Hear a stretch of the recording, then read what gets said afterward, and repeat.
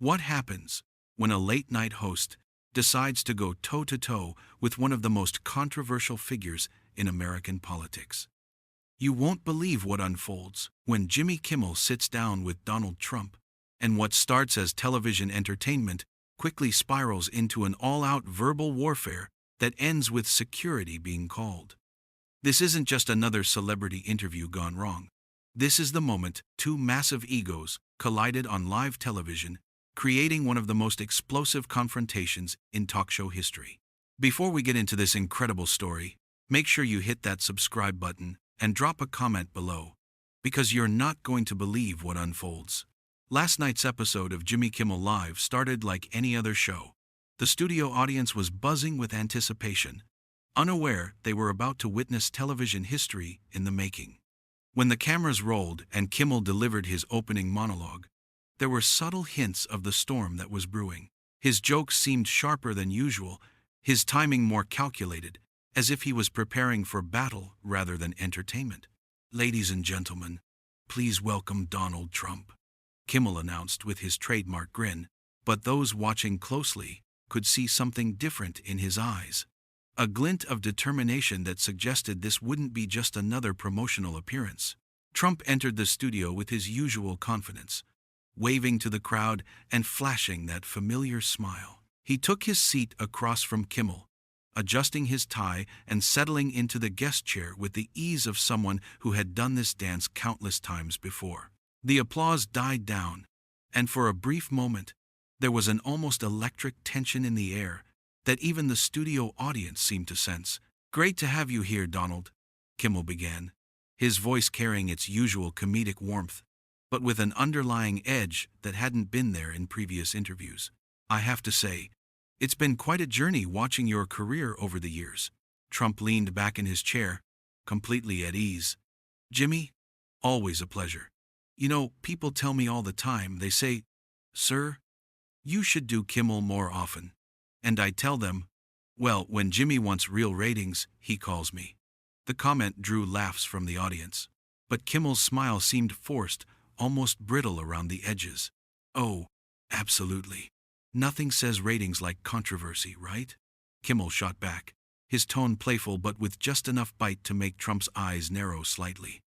"Speaking of which, I was reading some interesting news today about your business dealings. Fascinating stuff, really." The shift in atmosphere was immediate and palpable. Trump's relaxed demeanor tightened almost imperceptibly, his hands moving to rest on the arms of his chair in a more defensive position. "Well, Jimmy, you know how the fake news media likes to spin things. They can't stand success. They can't stand when someone like me accomplishes what I've accomplished." Kimmel nodded thoughtfully, but his expression had changed. Gone was the jovial late-night host, replaced by something more serious, more investigative. "Right, but I'm not talking about media spin here. I'm talking about actual court documents, actual financial records. Pretty hard to spin those, don't you think?" The studio fell noticeably quieter. Even the audience seemed to sense that this wasn't the lighthearted banter they had expected.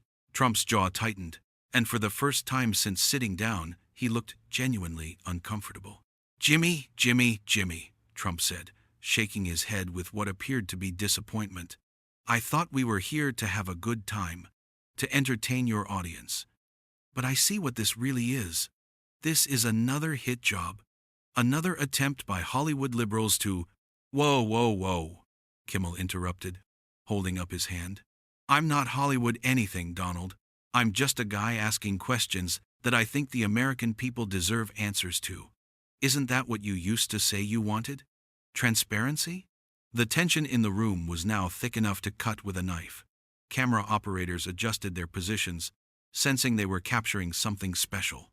In the control room, producers were undoubtedly scrambling, unsure whether to cut to commercial or let this explosive moment play out. Trump's face was beginning to show the first signs of the anger that would soon erupt. His usual composed facade was starting to crack, revealing the volatile temperament that had become his trademark in confrontational situations.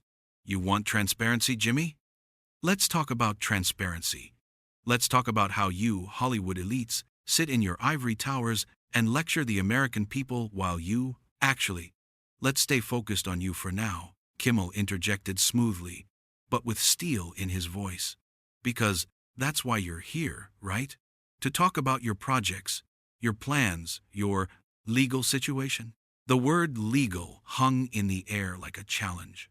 Trump's face flushed slightly, and his hands gripped the chair arms tighter. The audience was completely silent now, watching this verbal chess match unfold with rapt attention. My legal situation? Trump repeated, his voice rising just a notch. Jimmy, the only legal situation here is the witch hunt that's been going on for years. But you wouldn't understand that, would you? You just read what your liberal handlers tell you to read. Kimmel's smile had completely disappeared now, replaced by a look of genuine confrontation. My handlers? Donald, nobody tells me what to say. That's the difference between us, I think. When I speak, it's actually me speaking. The implication was crystal clear, and Trump's reaction was immediate. His face darkened, and he leaned forward in his chair, pointing a finger at Kimmel. Are you suggesting that I don't speak for myself? Are you calling me a puppet, Jimmy? I'm not calling you anything, Donald. I'm just asking questions. But if you're feeling defensive about something, Kimmel let the sentence hang, and the provocation was unmistakable.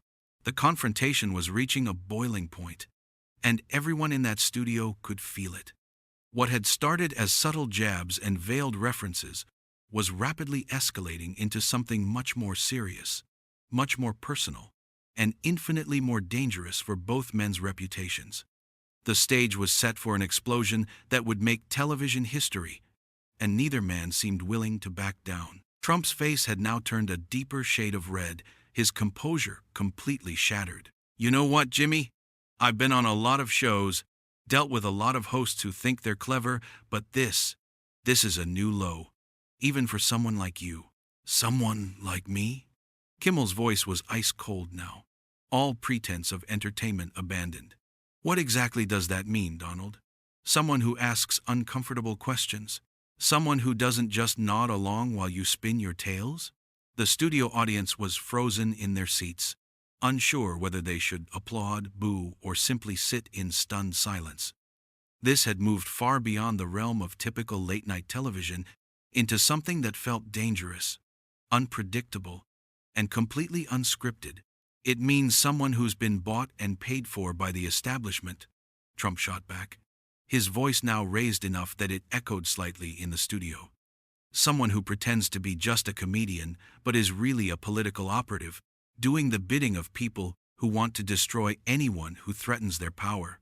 Kimmel laughed, but it was a harsh, bitter sound that had no humor in it whatsoever. Bought and paid for? That's rich coming from you, Donald. Let's talk about being bought and paid for. Let's talk about who's really been pulling your strings for the past few years. Nobody pulls my strings, Trump exploded, half rising from his chair before catching himself. The movement was so sudden and aggressive that several audience members visibly flinched. I am my own man, I make my own decisions, and I don't answer to Hollywood liberals or anyone else. Really? Kimmel pressed, sensing he had hit a nerve and deciding to twist the knife deeper. Because, from where I'm sitting, it looks like you've been dancing to someone else's tune for quite a while now. All those phone calls, all those meetings, all those favors you've been doing for certain foreign interests. The accusation hung in the air like a bomb waiting to explode. Trump's eyes widened with rage, and for a moment, it looked like he might actually leap across the desk at Kimmel. His hands were clenched into fists now, his entire body rigid with fury. How dare you? Trump hissed, his voice low and menacing. How dare you sit there and make accusations like that? You have no idea what you're talking about. No idea what I've sacrificed for this country, while people like you have been living in your protected bubble. Protected bubble? Kimmel's voice dripped with sarcasm. Donald, I grew up in Brooklyn and Las Vegas. I worked my way up from nothing. I don't need protection from anyone, especially not from someone who inherited everything and then spent decades losing it. The personal attack landed like a physical blow. Trump's face contorted with rage, and he pointed an accusatory finger directly at Kimmel's face. You want to talk about losing things, Jimmy? Let's talk about your ratings without controversy. Let's talk about how irrelevant you'd be if you didn't have me and people like me to attack. I don't need you, Donald, Kimmel replied coldly. But apparently, you needed to come here tonight. Why is that? Why did you really want to be on this show? Was it because your handlers told you that you needed to improve your public image? Was it because someone suggested that a friendly appearance might help with your legal problems? Trump slammed his hand down on the armrest of his chair, the sound echoing throughout the studio like a gunshot. Several audience members jumped in their seats. There are no legal problems. There are only witch hunts and political persecution. Political persecution? Kimmel's voice rose to match Trump's volume. You want to talk about political persecution? Let's talk about all the people you've tried to silence over the years. All the lawsuits, all the threats, all the intimidation tactics. I defend myself, Trump roared. When people attack me, when they spread lies about me, I fight back. That's what real leaders do. Real leaders? Kimmel stood up from behind his desk now, the gesture so unexpected that even his own production team seemed caught off guard. Real leaders don't throw tantrums when they're asked tough questions. Real leaders don't attack anyone who challenges them. Real leaders certainly don't. Don't you lecture me about leadership, Trump interrupted. Also standing now, both men facing each other across the desk, like fighters squaring off before a bout. You've never led anything in your life except a comedy show. You have no idea what it takes to make real decisions, to carry real responsibility. The confrontation had now reached a fever pitch that nobody in that studio had ever witnessed before. Camera operators were frantically adjusting their shots to capture every moment of this historic meltdown. In homes across America, viewers were calling friends and family, telling them to turn on their televisions immediately. You're right, Kimmel said, his voice suddenly calm again, which somehow made his words even more cutting. I've never been a leader, but I know what a leader isn't. A leader isn't someone who lies to the American people every single day. A leader isn't someone who puts their own interests ahead of the country's. Trump's face was now purple with rage. Lies? You want to talk about lies?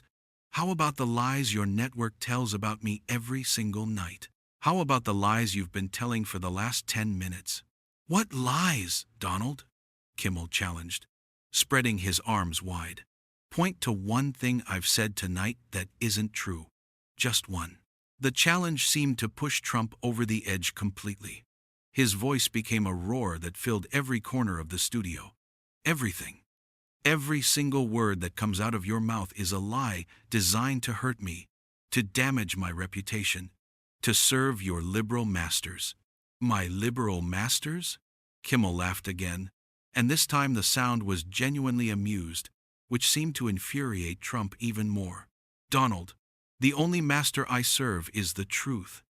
And the truth is, you came on this show tonight, thinking you could charm your way through another softball interview, and instead, you've shown everyone exactly who you really are. Trump was breathing heavily now, his chest rising and falling with the effort of containing his rage. Who I really am? I'll tell you who I really am. I'm someone who built an empire, someone who became president of the United States, someone who fights for the American people while celebrities like you tear down everything that made this country great. Built an empire? Kimmel's voice was now dripping with contempt. Is that what we're calling it? Because, from what I've read, it looks more like you've been tearing down everything you touch, leaving a trail of bankruptcies, lawsuits, and broken promises in your wake. The words hit Trump like physical blows, and something in his expression shifted from rage to something even more dangerous. A cold, calculating fury that suggested this confrontation was about to reach a point of no return. The stage was set for a finale that would end careers and change television forever. Trump's voice dropped to a menacing whisper that somehow carried more threat than all his previous shouting. You know what, Jimmy? I've tried to be civil here. I came on your little show as a favor, thinking we could have a nice conversation. But you've made a very big mistake tonight. Oh, have I? Kimmel's voice was equally cold now, matching Trump's intensity. And what mistake is that, Donald? Asking you questions you don't want to answer? Pointing out facts you don't want to hear? Your mistake, Trump said, taking a step closer to the desk, is thinking you can humiliate me on national television and get away with it. You think you can destroy my reputation while hiding behind your cameras and your audience? The threat in Trump's voice was unmistakable now, and several security personnel had quietly moved closer to the stage. The studio had fallen into an eerie silence, with even the cameramen holding their breath as they captured what was clearly about to become a legendary moment in television history. Destroy your reputation? Kimmel laughed, but there was no humor in it. Donald, I don't need to destroy anything. You're doing that all by yourself, right here, right now, in front of millions of people. Trump's hands were shaking with rage now, his entire body trembling with barely contained fury. You sanctimonious, self-righteous piece of garbage. You sit there in judgment of me while you've never accomplished anything meaningful in your entire pathetic life. Meaningful? Kimmel's voice rose again. What's meaningful about leaving a trail of destruction everywhere you go? What's meaningful about lying to the American people? What's meaningful about serving only yourself while pretending to serve others? I've served this country, Trump roared. I've given up everything for this country, while people like you have done nothing but tear it down. Given up everything? Kimmel shot back. The only thing you've given up is any pretense of being a decent human being. You've shown the entire world exactly what you are. A narcissistic, vindictive, pathological liar who can't handle being challenged. The insult was so direct, so cutting, that it seemed to break something fundamental inside Trump. His face went through a series of expressions: shock, rage, and then something that looked almost like panic. For the first time in the entire confrontation, he seemed to realize that he was losing control of the situation completely. That's it, Trump screamed, his voice breaking with the force of his fury. I'm done. I'm done with this ambush. I'm done with your lies. And I'm done with you. He started to move around the desk toward Kimmel, but security personnel immediately stepped forward, creating a human barrier between the two men. The sight of security intervening seemed to snap Trump back to some semblance of awareness of where he was and what was happening. Don't you dare touch me, Trump yelled at the security guards, even though they had made no move to physically restrain him. I know exactly what this is. This is a setup. This whole thing was planned. A setup? Kimmel called out from behind the security personnel. Donald, the only thing that was planned was you coming here to promote yourself. Everything else has been your choice. Your decision to get defensive. Your decision to attack me. Your decision to show everyone who you really are. Trump whirled around to face him again, his hair disheveled from his animated gestures, his tie askew, his face still flushed with rage. Who I really am? I'll tell you who I really am. I'm someone who doesn't have to stand here and take abuse from a failed comedian who thinks he's some kind of political expert. Failed comedian? Kimmel's voice carried a note of genuine amusement now. Donald, I'm not the one having a meltdown on live television right now. I'm not the one who came on a talk show and couldn't handle basic questions about my own behavior. The observation seemed to hit Trump like a slap in the face. He looked around the studio, as if seeing it clearly for the first time. The cameras all focused on him, the audience staring at him in a mixture of fascination and horror. The security guards positioned between him and the host. The reality of the situation, of how this looked to millions of viewers, seemed to finally penetrate his rage. This interview is over, Trump declared, his voice still loud but now carrying a note of desperation. I'm not staying here to be insulted by someone who's not fit to shine my shoes. No one's forcing you to stay, Donald, Kimmel replied calmly. The door's right behind you. But before you go, maybe you should ask yourself why you can't handle a simple conversation without having a complete breakdown. Trump's face went through one final series of expressions: rage, humiliation, and finally a kind of defeated fury. He looked at Kimmel with pure hatred, then at the audience, then at the cameras that were capturing every moment of his humiliation. "You people are all going to pay for this," he said, his voice now quiet but filled with venom. "Every single one of you is going to regret what happened here tonight." With that final threat hanging in the air, Trump turned on his heel and stormed toward the exit. But his dramatic departure was undermined by his visible agitation. He stumbled slightly as he walked, his movements jerky and uncontrolled. As he reached the edge of the stage, he turned back one final time. "This isn't over, Jimmy," he shouted across the studio. "You think you've won something here tonight, but you have no idea what you've started." "I think I've ended something," Kimmel replied quietly, but his voice carried clearly in the stunned silence of the studio. "I think I've shown people exactly who they're dealing with." Trump's response was to raise his middle finger in a gesture that would be blurred out in later broadcasts, but was clearly visible to everyone in the studio. The crude gesture, coming from someone who had held the highest office in the land, seemed to crystallize everything that had just happened: the complete breakdown of civility, the exposure of his true character, the spectacular self-destruction that had played out before a live audience. As Trump disappeared through the exit, the studio remained in absolute silence for several long seconds. Then, slowly, a few audience members began to applaud. The applause grew, not triumphant or celebratory, but rather the kind of stunned recognition that follows a car accident or natural disaster, the applause of people who had witnessed something unprecedented and disturbing. Kimmel stood behind his desk, looking shaken but resolute. He ran a hand through his hair, took a deep breath, and looked directly into the camera. "Well," he said quietly, "I think that tells us everything we need to know." The cameras continued rolling as security personnel checked the exit area, and production assistants began the process of figuring out how to salvage the rest of the show. But everyone in that studio knew they had just witnessed something that would be replayed, analyzed, and remembered long after the ratings numbers were tallied. The confrontation was over, but the consequences were just beginning. In those few explosive minutes, 2 careers had collided, and only one had survived intact. The man who had stormed off the stage had revealed himself completely, stripping away all pretense and showing the world exactly what lay beneath the carefully constructed public image. It was television history in the making, and everyone who witnessed it knew they had seen something that would never be forgotten.